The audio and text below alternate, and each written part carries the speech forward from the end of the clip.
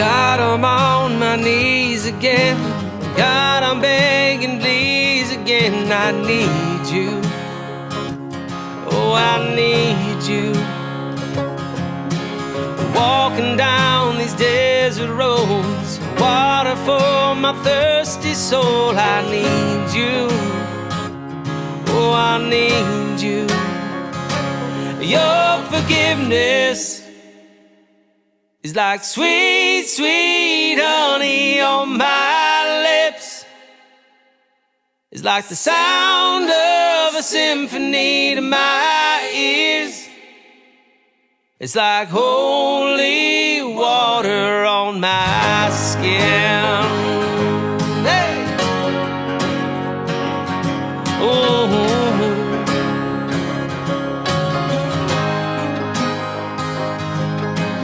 Dead man walking, slave to sin. I wanna know about being born again. I need you. Oh, I need you. So take me to the riverside, take me under, baptize. I need you. God, I need you. And your forgiveness is like sweet, sweet honey on my lips. Like the sound of a symphony to my ears. It's like holy water on my skin.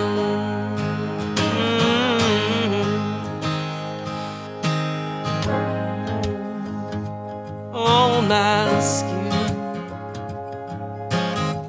Oh.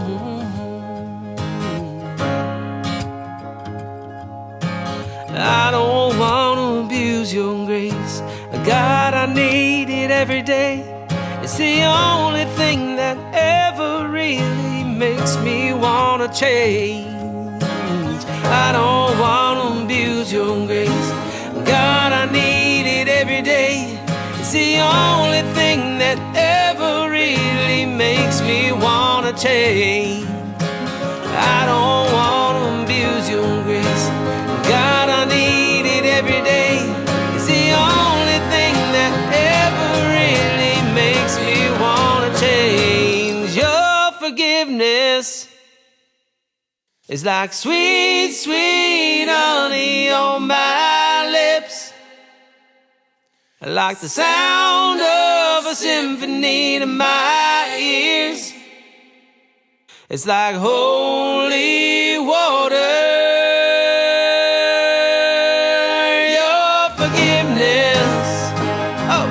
It's like sweet, sweet honey on my lips. It's like the sound of a symphony to my ears. It's like holy water on my skin. Oh, it's like holy water on my skin.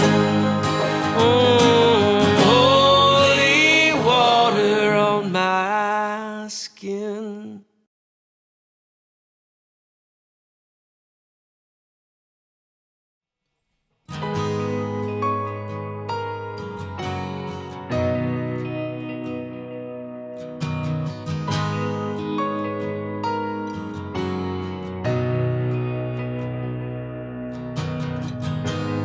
In the fall, you were there. Grace began before I was aware. The shame too great for me to hide, covered now because of Jesus Christ.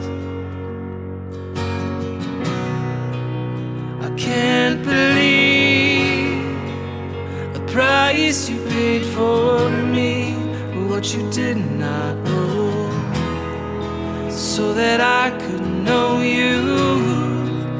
How can it be you chose someone like me to declare your praise for the glory of your name?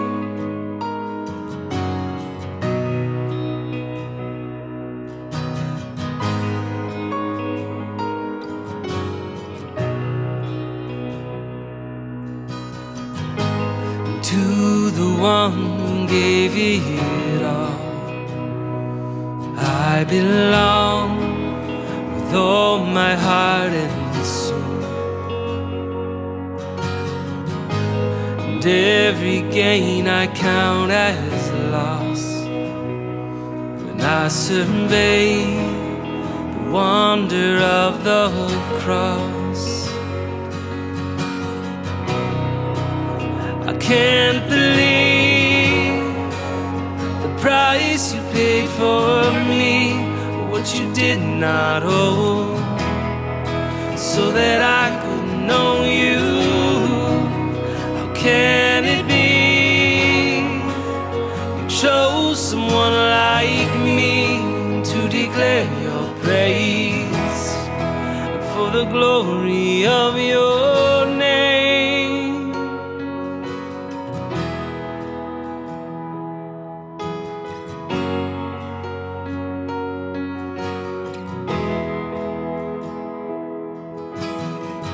You gave your life upon the cross. Whoa, whoa, you make your home within my heart. Oh, what a faithful God you are. Whoa, whoa, your praise forever in my heart. You gave your life upon the cross. Whoa, whoa, to make your home within my heart. Oh, what a faithful God you are. Whoa, whoa, your praise forever in my heart.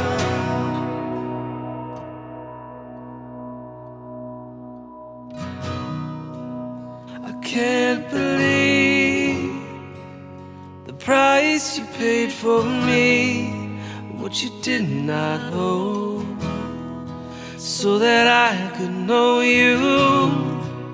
How can it be you chose someone like me to declare your praise for the glory of your name?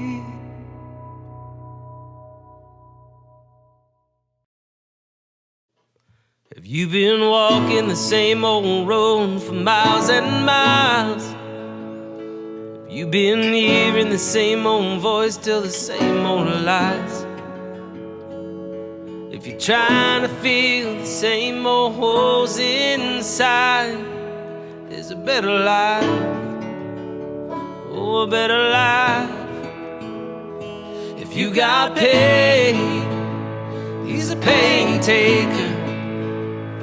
If you feel lost, he's a way maker. If you need freedom, a savior, he's a prison shaking savior. If you got chains, he's a chain breaker. Oh yeah. We've all searched for the light of day in the dead of night. We've all found ourselves worn out from the same old fight. We've all run to things we know we just can't hide. There's a better life, oh, a better life. If you got pain, he's a pain taker.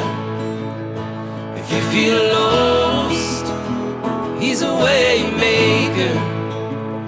If you need freedom, a savior, he's a prison shaking savior. If you got chains, he's a chain breaker. Oh yeah. If you believe it, if you receive it, if you can feel it, somebody testify. If you believe it, if you receive it, if you can't feel it, somebody testify. Come on. If you believe it,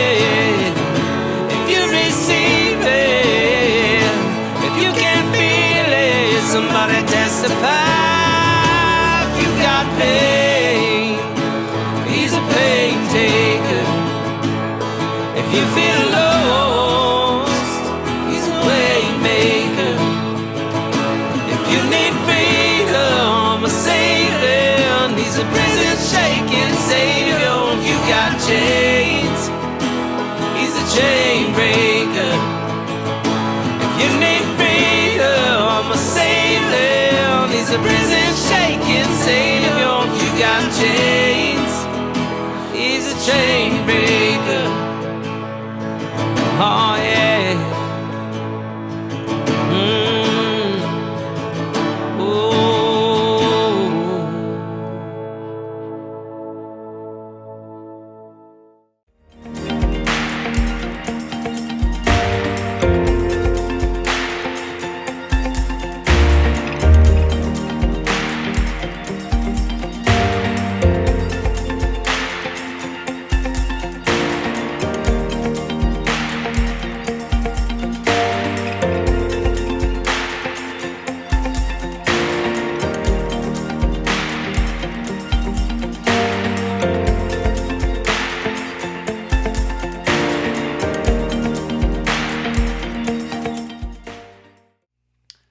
Good morning, New Vintage. Good afternoon, good evening, whenever you're watching. My name's Darren, and I'm the lead pastor at New Vintage, a job I just recently took from my home here in Georgia.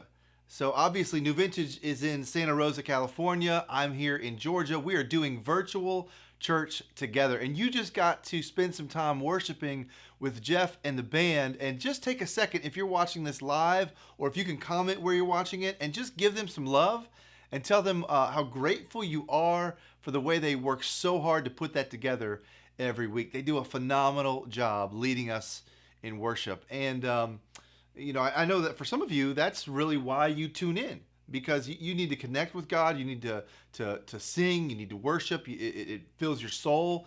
It encourages you in these times. And so we're glad that you're experiencing that. And maybe for some of you, that's the only reason you tune in. And this is the part where you click us off and you're out of here. For you, I just want to say thank you and goodbye, and I'll see you next week for a few seconds. No hard feelings at all. But if you're sticking around today and listening to the rest of this, you're going to hear from some awesome people today. You're going to hear some stories of what God's doing in people's lives. We're in a series called Unmasked, Risking the Reveal to Encounter Connection. And we know that right now we're all putting on masks, or most of us are putting on masks when we go to the store, when we go out and about to protect ourselves. But we've kind of talked about the fact that masks, they're kind of weird and they're kind of standoffish. And when you wear a mask, you kind of don't look people in the eyes, or you're not sure who it is. And it keeps people away. It says kind of keep your distance from me.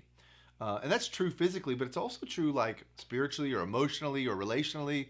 We put on masks, we put on covers, we put on a show, we put up a wall, we build distance between us from other people because we don't want you to get too close to the truth. And we're concerned that if you find out what's really true about me, then you're not going to like what you see. And so I cover up my ugly parts. I cover up the stuff I don't think that you'll approve of. But then I get worried because I think, well, if they really found out about me, would they like me? Would we still have a friendship? Would they care still? And so masks get in the way of us having authentic relationships with each other. And we need authentic relationships. We need to know that you like me just as I am, that you're good with me just as I am. And so we're risking the reveal of some truth in order to encounter connection. And I've been grateful for the stories you've shared with me. I've gotten a bunch of emails and a bunch of stories. I feel more connected to you, and I hope through this series we'll feel more connected. My thought was, what if we came back from the quarantine more connected than when we left? Like, what if this being apart but being able to share virtually through these stories would bond us or connect us more than we ever have before? How cool would that be? And so I've asked some of you to share your stories, and we're going to hear some of those stories today. And what we discover when we hear these stories, and when we share our stories, is we go, oh my gosh, I've been through that too, like me too. See, we don't want to be authentic and real because we think, well, I'm the only one who's gone through that. But what we find out and what we discover is we all have brokenness.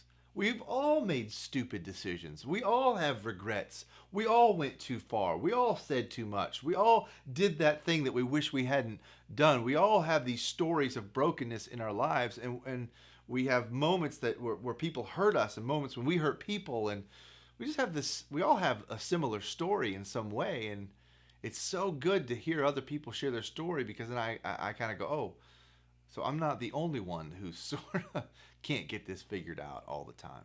So we're going to hear a couple stories. We're going to hear from Eric and Stacy first. And I asked them to share their story because their story, it kind of covers a few different things. It covers the idea that they were disconnected from church.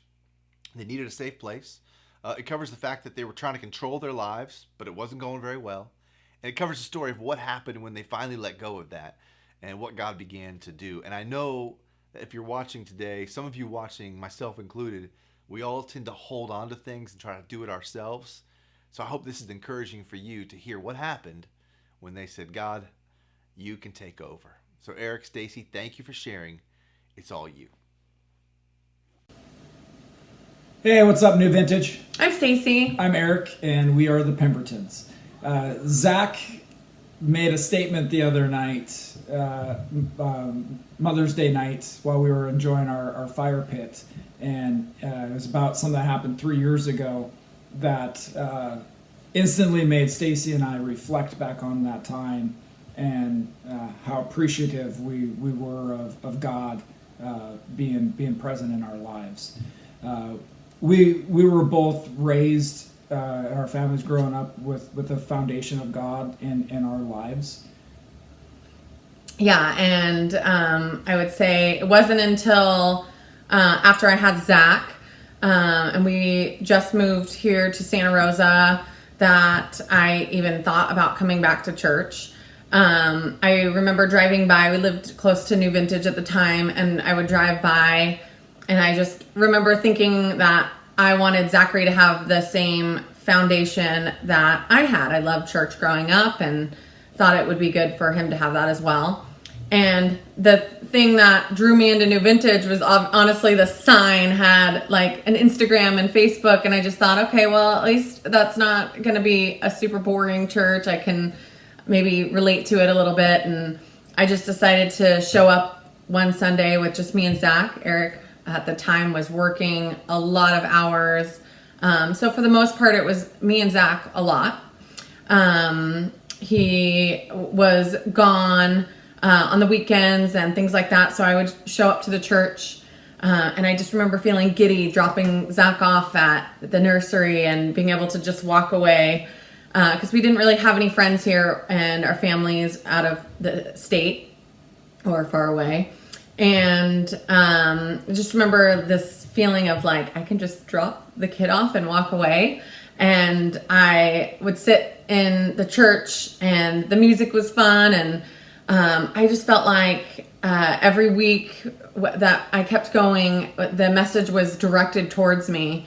And I talked Eric into coming with me, mostly came with me on like the Christmas and Easter services because he worked so much. And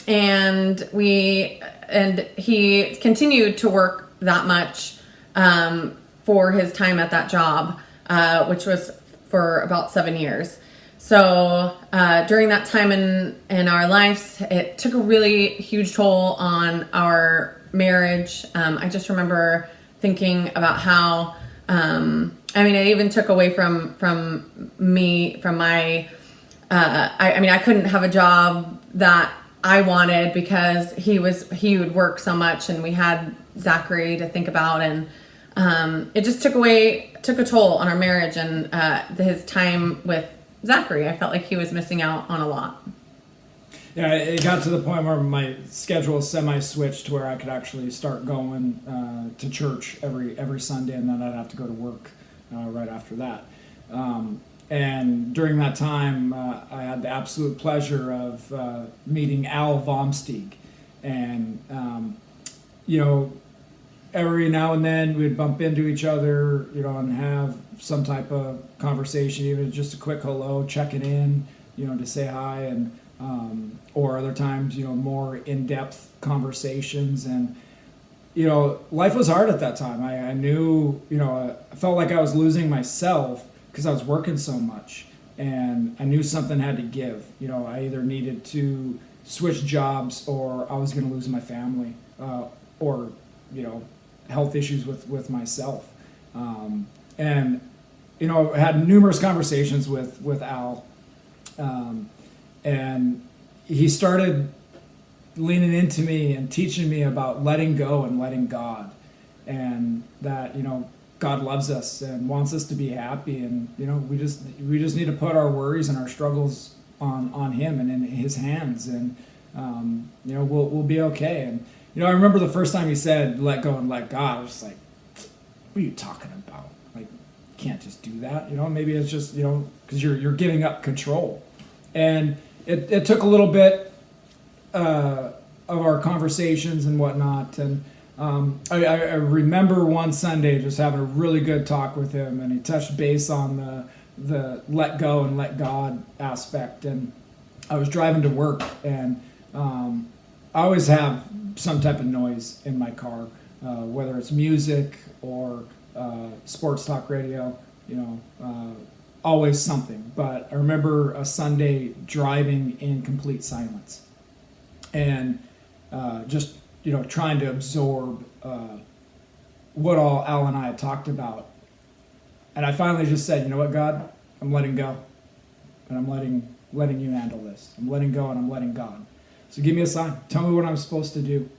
And almost instantaneously, I had this feeling come over me, and I heard this voice say, go, I got you.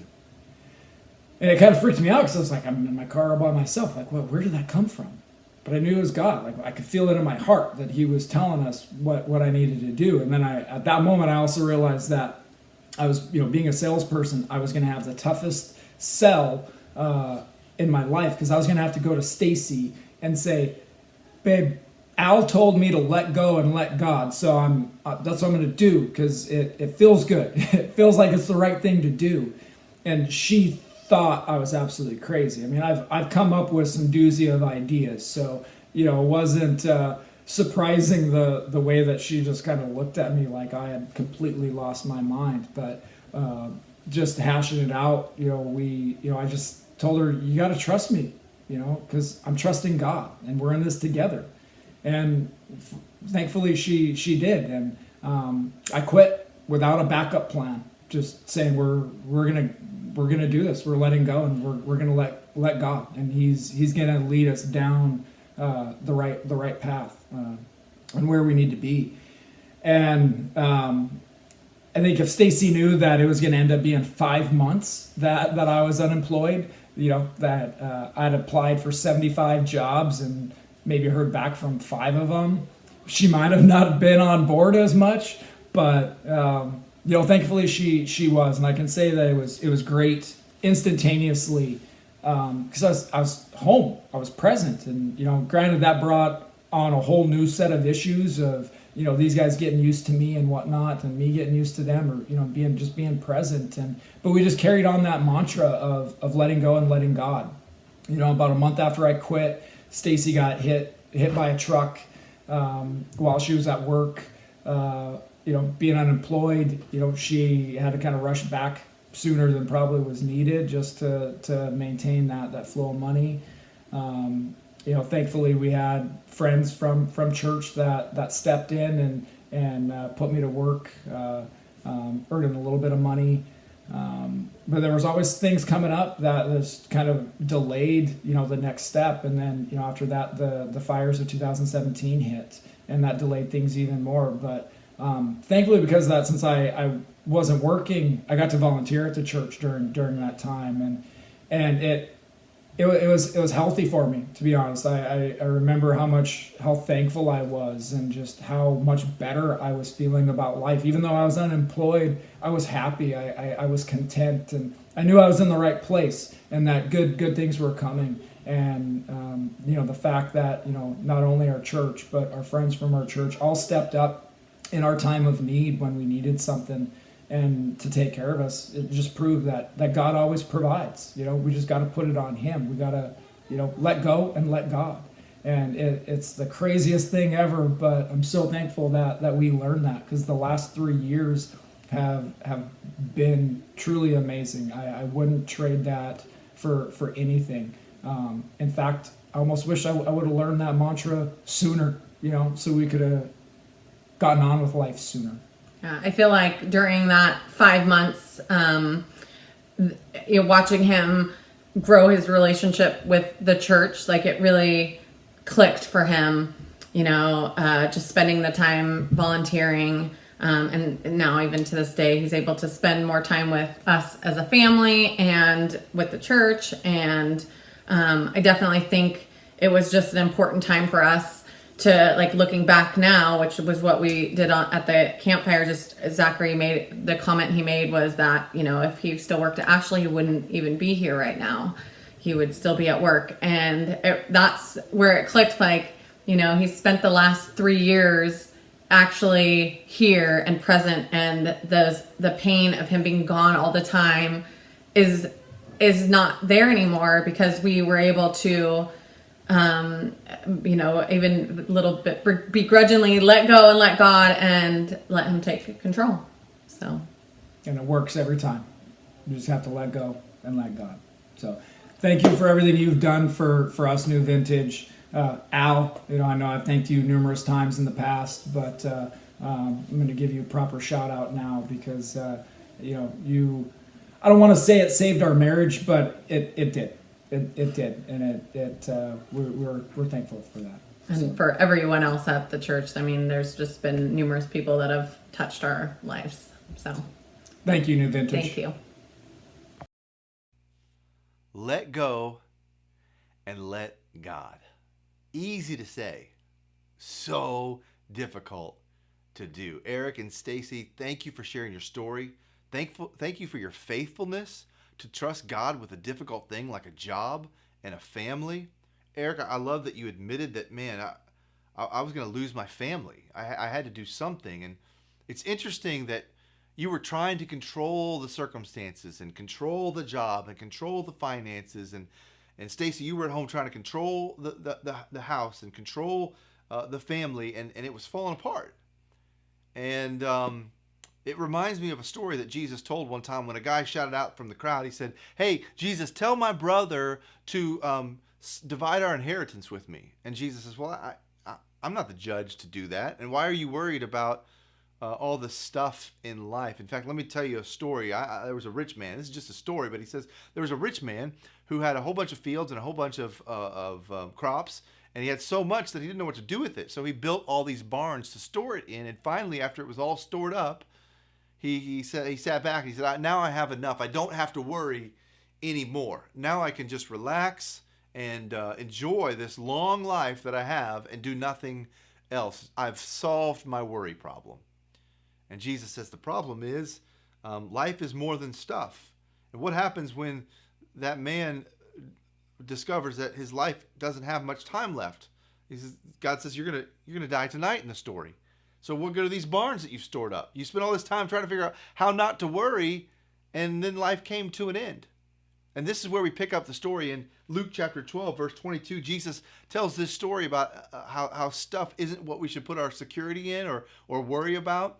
And then he pivots and he talks to his followers. He says in verse 22 of chapter 12, then turning to his disciples, Jesus said, "That's why I tell you not to worry about everyday life." That's why I say let go and let God. Don't worry about everyday life, because you don't even know how long you have. He says, whether you have enough food to eat or enough clothes to wear, for life is more than food and the body more than clothing. Like, life is more than just the stuff we have. There's so much more to life than just whether or not we're going to survive and make enough money and have enough nice clothes and get the right car. There's so much more to life. I think we're learning that in this virus. Like, there's so much more to life than just stuff that we had and the jobs that we have and the house that we live in. Like, there's the people and there's the difference we make. He says, look at the ravens. They don't plant or harvest or store food in barns, for God feeds them. And you're far more valuable to him than any birds. Like, do you get that? I don't know if you're listening and you hear that and you think, I don't know if I am more valuable. No, the birds of the air, the flowers of the field, the animals, God takes care of all of them. And you and I, well, we're far more important to him than a bird. So not that birds aren't important. They are important. He feeds them. But we're far more important, he says. You matter to him significantly. So if he's going to feed the birds, he's going to feed you if you let him, if you let go of control and worry and anxiety over what you have and just let God do it. He continues, he says, can all your worries add a single moment to your life? And if worry can't accomplish a little thing like that, like it cannot add a day to your life. Worrying won't add a day to your life. If it can't do that, what's the use of worrying over bigger things? Like worry accomplishes nothing. It doesn't fix anything. And so, Eric and Stacy, you may not have even thought about this or known this, but your statement of let go and let God is so profound. Because it's our call, it's our cry to trust God with everything that we have. And go, God, I don't get it, but I don't want to live the rest of my life worrying about whether or not we'll figure it out. And you took this huge step of going, I don't even have a backup plan. But God, Al told me that if I would let go, you would take it. So I'm going to let go. And I hear your voice saying, go for it. Just go. I got you. And here's what I want everyone to hear. God has got you. He's got you. He loves you way more than the birds. He takes care of them. And he'll take care of you. And I don't know where that hits you right now. I don't know what you're walking through, but I know there's always a time in my life when I need to be reminded that if I'll let go of trying to control my life, God will take care of it. It's been true in my life over and over and over again. I know it'll be true for you. Sometimes you got to hang in there for 5 months or more, but he will. And I love to hear the story of where you are, Pembertons, right now in your life, that you're experiencing the fruit of trusting God when it could have been very difficult to let go. So thanks for sharing that story. The next story we're going to hear is from Kendall. And Kendall is going to share her story, even though it's kind of a challenging story to share. And as you listen to her story, I want you to think about the times in your life when you just felt like you didn't have any direction and you weren't sure where to turn and what to do, and you were just looking anywhere for any solution. Because that's kind of where Kendall found herself after life dumped her out after some difficult things, and she was like, where do I go from here? So Kendall, thanks for sharing your story. It is your turn. Hey, New Vintage family. I am honored and a little nervous, but humbled to come to you and share with you a little bit about my unmasking story. When I first heard Darren issue this challenge, I did feel a tug on my heart. And so my prayer is that my strength helps somebody who needs it. And if that is you, please reach out to me, because I do believe that we are all stronger together. So the story I would like to share with you guys today does make me a little nervous. It's not something that I talk about often or ever. It's something that I've healed from, but it's not something that I dig up very often. And the story goes, when I was younger, just out of high school, I was playing soccer at the Santa Rosa Junior College. I played there for about 2 years, and without getting super deep into my story, I was never super great at everything. I was just about average. I would title myself mediocre, but I just always had an alcoholic father young in my life telling me that I was just never good enough. Nothing I did was enough. I could have always done better, and that I needed to be stronger. And so these beliefs just really instilled themselves in me, and I had a void for essentially like love from a father figure in my life, and this void manifested itself into some really unhealthy habits with other men. And I was a victim. I kind of classified myself as a victim. Life happened to me, and it was always like such a bummer that this happened to me and this happened to me. And one day I met a boy And he walked into my life, and it was almost like meeting my Prince Charming in a Disney movie. He was like, we're going to design our life together. I'm going to be able to give you everything you need. You can go to school. I can financially pay for everything. We're going to get to travel, and it's going to be awesome. Well, this boy was in the military, and he was getting shipped off soon. And if we weren't married on paper, prior to his orders being released, I was not going to be able to be included in his travel arrangements. And so we met and married in a matter of 29 days. And we just got married on paper. We did have a wedding later. And I look back now, and there were so many red flags. There were so many red flags. I was, oh my gosh, 20 years old. I forgot my social security number when we were filling out our paperwork. Huge red flag. Like everything that like could have gone wrong, like went wrong. We had resistance. We had to live in multiple places before we left. It was just a mess. And hindsight, I should have seen that as like God, like hello. What are you doing? But I didn't know God, and I didn't know Jesus, and I wasn't in church, and I was literally just living my life by the seat of my pants and trying to get by to the best of my ability. And this option seemed easy. It seemed like it was just handed to me on a silver platter, so why would I not take it? And so I left my hometown and everything that I knew. And he got orders to Alaska, and it was on Kodiak Island, and we were going to be stationed there for a number of years. It was $1,000 plane ticket for me to get home. And that was something that I just always remember in the back of my head. Like, I can't expect anyone to come see me. I can't, expect anyone to like really make this a priority in their life, because I chose to go so far away. And what happened, in short, was he, I'm sure, was still getting to know himself, and I was still getting to know myself, and me with my victim issues, and growing up as a father of an alcoholic, or having an alcoholic father, I just really codependently started catering to somebody who was really mean to me. And I got manipulated emotionally, and there was some physical stuff that was all encompassing. And it was a time where I felt like I couldn't do anything right. I just kept upsetting him. I lived in fear. I walked on eggshells. And I had no one that could help me, because I chose to move $1,000 plane ticket away from anyone that I knew.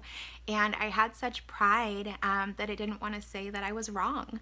And so here I am in this situation in the middle of nowhere, literally. I think it's like 56,000 bears to like 7,000 people or something like that on the island, literally in the middle of nowhere. And it was really hard, and it wasn't until I sought counseling so that I could fix me, so that I would stop triggering him, that I realized that it wasn't me. And my counselor just opened my eyes to seeing that what he was doing was not okay, and that I've put myself in a really dangerous position.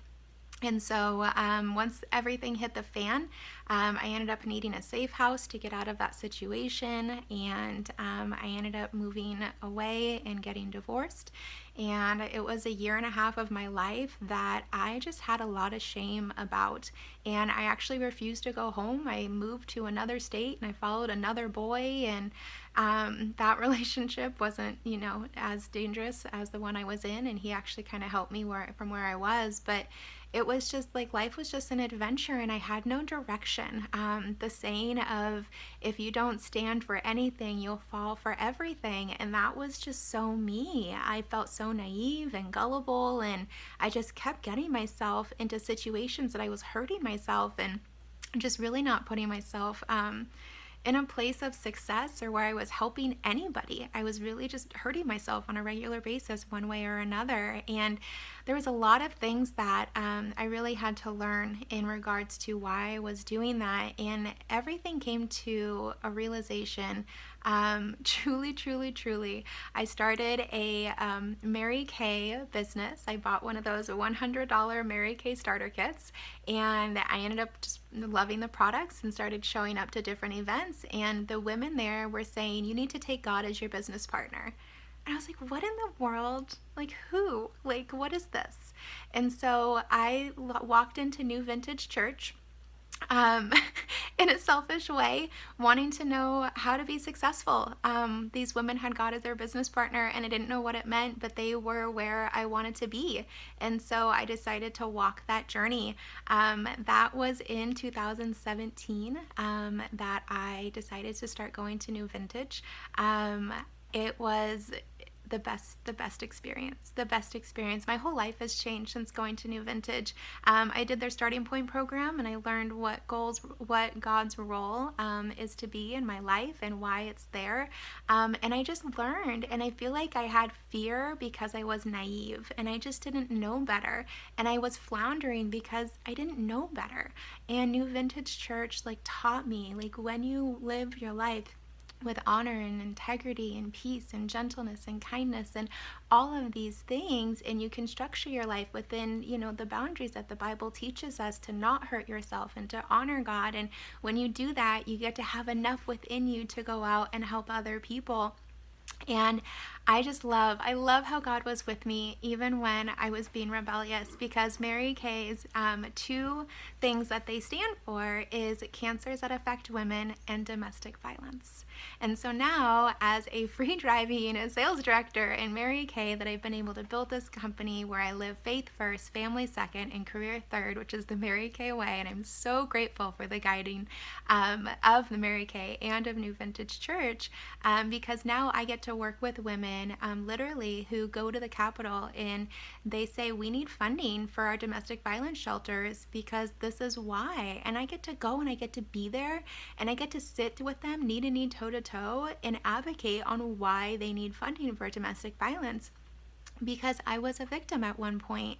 And if I never went through that experience, I would not be able to help the women that I help now. And there are women in my organization who need somebody who has walked a certain walk. And I know that God has given them to me so that I can uplift them and help them and service them. And I love that my career and my life and everything gets to be grounded in faith.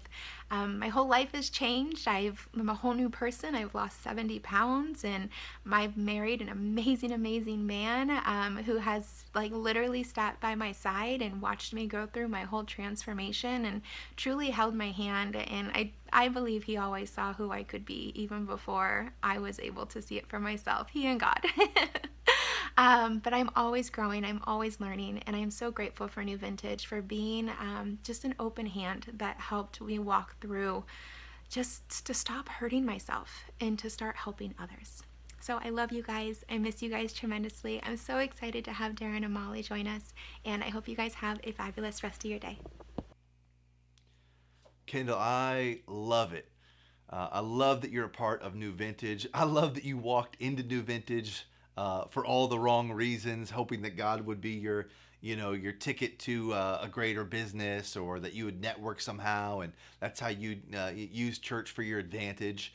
And you discovered that even though you came in for the wrong reasons, it was the right God that you were connecting with. He was a God who loves you right where you are. You're not the first person to find themselves walking into a church or connecting with Jesus at the wrong time or the wrong way. In fact, one of my favorite stories is the story of the woman caught in adultery. It's the story of a woman who's been dragged out into the streets, basically, half naked, literally caught in the act, and these religious leaders want to stone her because that's the old rule from the days of Moses. And they say to Jesus, so can we stone her? Can we kill her? What do you say? Because they knew Jesus, they wanted to trick him because Jesus was like this great guy, but that was the rule. So what was he going to do? Was he going to follow the rule and allow this person to go down, or what's he going to do? And Jesus looks at him. He says, yeah, you can stone her for sure. You can throw rocks at her. But the only stipulation is that you can only throw a rock if you yourself have never sinned. and they start dropping their rocks one by one. And Jesus says to her, or she said, where are your accusers? So well, they've gone. And Jesus says, well, then neither do I accuse you. I don't condemn you either. And what I want to get to is the last thing he says to her. He says, now go and leave your life of sin. Go and leave your life of sin. I was puzzled by that for a long time because I thought, how is she going to do that? Like, that's impossible. You can't leave your life of sin. I can't stop sinning. I still am going to sin like I want to, but how is this woman supposed to go and leave her life of sin? Well, here's the point. Was it because Jesus was like, listen, one adultery, that's all I forgive? Because if you mess up again, no more forgiveness for you. Only one. I have a one adultery limit to my forgiveness. No, that's not why he said it. He could forgive it over and over again. The reason Jesus told her to leave her life of sin is because of what the sin was doing to her. Look at where it left her. She's half naked in the middle of the street with 12 people or so about to kill her. They want to stone her. Was her sin good for her? No, her sin was terrible for her. It was hurting her. It was crushing her. And Jesus hates anything that's crushing us. So he says, go leave that life of sin because sin is killing you. And Jesus wasn't like worried about her sin. Like, I don't know if I can handle it. He wasn't like intimidated by her sin. Like, whoa, too big of a sin. I don't know if I can handle that. Jesus wasn't like afraid that maybe my forgiveness couldn't overcome too much sin. So go and leave your life of sin. Because if you keep doing it, I can't love you anymore. That's not the point of what he said. The point was, you've got to leave that life of sin because that sin is killing you. And Kendall, thank you for sharing with us the truth about the fact that your rebellion was killing you. And when you walked into New Vintage and you discovered Jesus, you discovered that Jesus wasn't saying, hey, I'm sick of your sin. He was saying, I'm sick of sin hurting you. Let's get that out of your life. Leave that life behind. There's a whole new life I have for you. And as you're watching today, maybe there's some sin that's killing you. Some behavior, something that's pulling you down. And you know it's wrong, and you know it's hurting you. You know it's no good for you, but you're hanging on to it. Jesus would say to you, leave that life behind. Why? Because he can't stand you in the middle of it? No. He can't stand that it's killing you. He loves you. He wants good for you. Leave that stuff behind. Discover a new life. And we want you to discover that as you connect with him and as you come connect with the people of New Vintage. Kendall, thanks for sharing your story. Thanks for helping us see, helping us to understand that a life apart from the rebellion is actually a great life that Jesus has for us. His boundaries, his directions are for our good. Thanks for sharing. We've got a few more stories next week. I don't know how you're doing personally. You may not want to share publicly what's going on or what you're struggling with, but I would challenge you to find somebody you trust to share it privately, because you cannot carry your burdens alone. You cannot live a lie and hide and wonder what people think. It's too heavy a burden to carry. So don't carry it alone. Share it with somebody else. We can't wait to see you next week. If you have any needs at all, you're struggling with anything, and you need help, hit us up at info@newvintage.org. And if you want to share your story with me, you can do so at darren.youngstrom@gmail.com. Love y'all. Have a great week.